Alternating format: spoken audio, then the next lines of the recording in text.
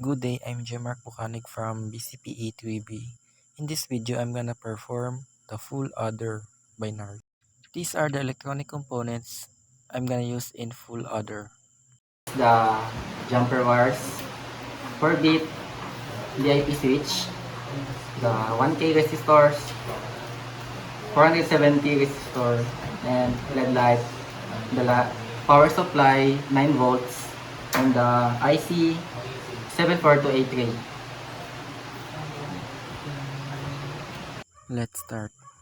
Una, naglagay ako ng 4 DIP switch. Bale, 2 pieces of DIP switch yung gagamitin natin.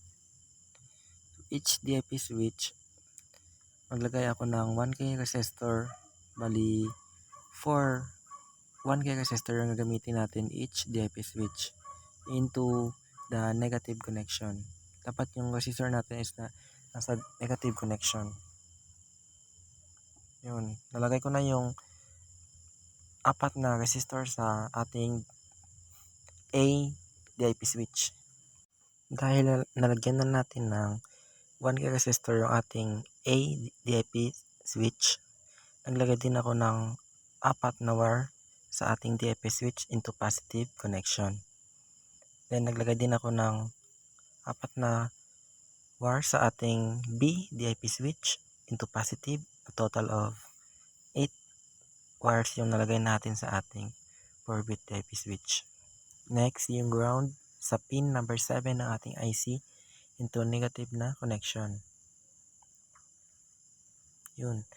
Next, sa ating DIP switch, B DIP switch, naglagay ako ng 4 na 1K resistor into negative na connection.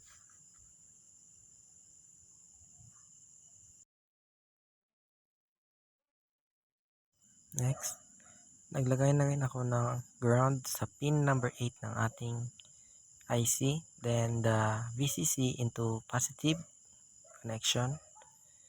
Tapos natin ilagay yung VCC natin at ground. Next, yung LED light natin na 5 pieces of LED light.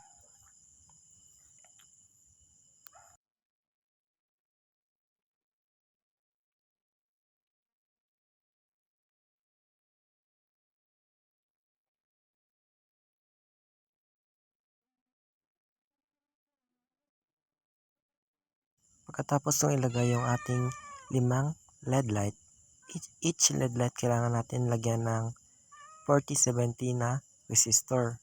Total of 5 4070 resistor yung ilalagay natin into negative connection pa rin. All resistor dapat na sa negative connection.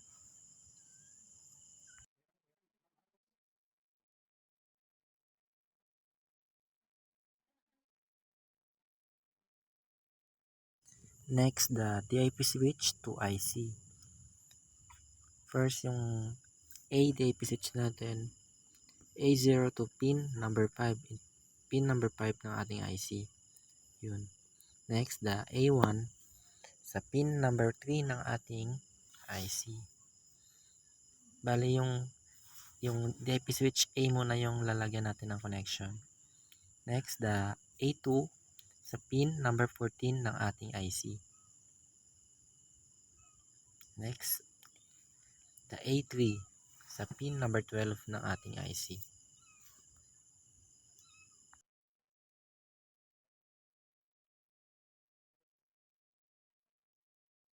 Then, proceed na tayo sa ating B DIP switch. The B0 to pin number 6 ng ating IC. The B1 pin number 2 ng ating IC. Next, the B2 pin number 15 ng ating IC. Next, the B3 pin number 11 ng ating IC. Ayun, inaayos-ayos ko lang yung ating resistor kasi medyo maluwag.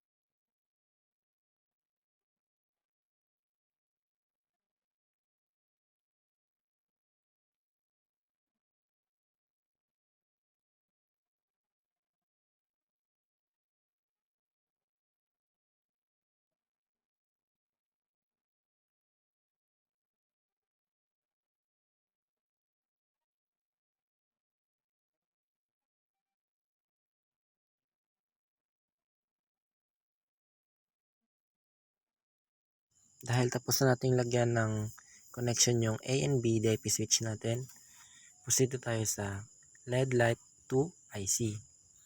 First LED light ay sa pin number 9 ng ating IC. Second LED light ay sa pin number 10 ng ating IC. Next, the third LED light ay sa pin number 13 ng ating IC. The fourth LED light ay sa pin number 1. And the last, pin number 4 ng ating IC.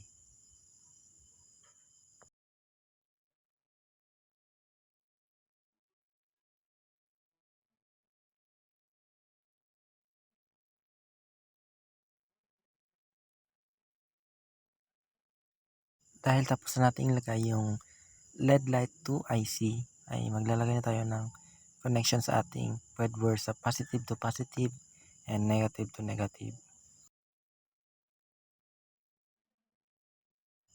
Next, yung ating power supply na 9 volts.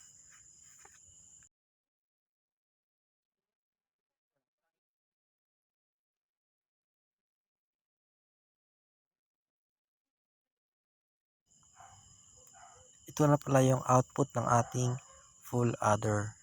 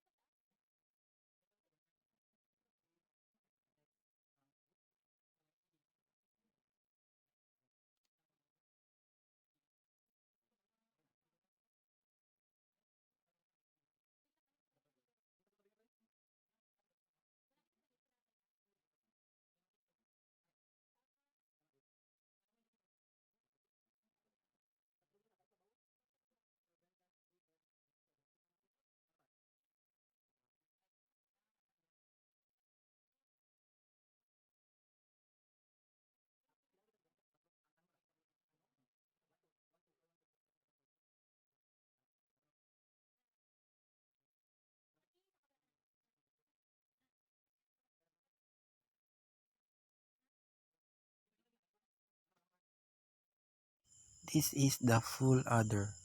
Thank you for watching.